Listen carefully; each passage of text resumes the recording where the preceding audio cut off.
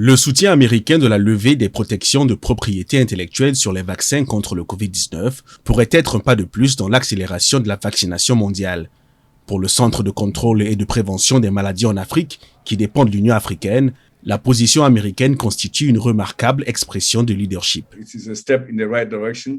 Il s'agit de pas en avant et nous pensons que lorsque l'histoire de cette pandémie sera écrite, l'histoire se souviendra de la décision prise par le gouvernement américain comme étant la bonne chose au bon moment pour combattre ce défi terrible sans précédent dans notre histoire contemporaine.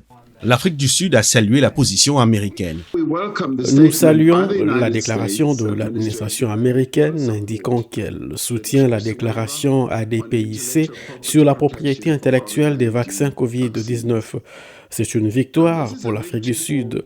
Cela montre l'influence que nous avons en tant que pays en travaillant avec les autres, que notre voix et nos messages ont du poids.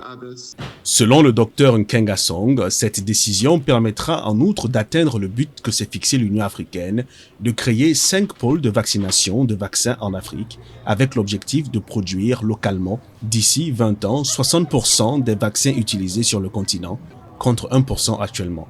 Le président russe s'est aussi déclaré favorable à une telle mesure. Bien sûr, la Russie soutiendrait une telle approche. Dans les conditions actuelles, comme je l'ai dit déjà à de nombreuses reprises, il ne faut pas penser à comment tirer un bénéfice maximum, mais comment assurer la sécurité des gens. Mais les entreprises pharmaceutiques affirment que l'octroi de cette dérogation pourrait nuire à l'innovation future. Selon elles, il faudrait encore beaucoup de temps au gouvernement pour installer des usines, former le personnel et se procurer les matériaux nécessaires à la fabrication des vaccins.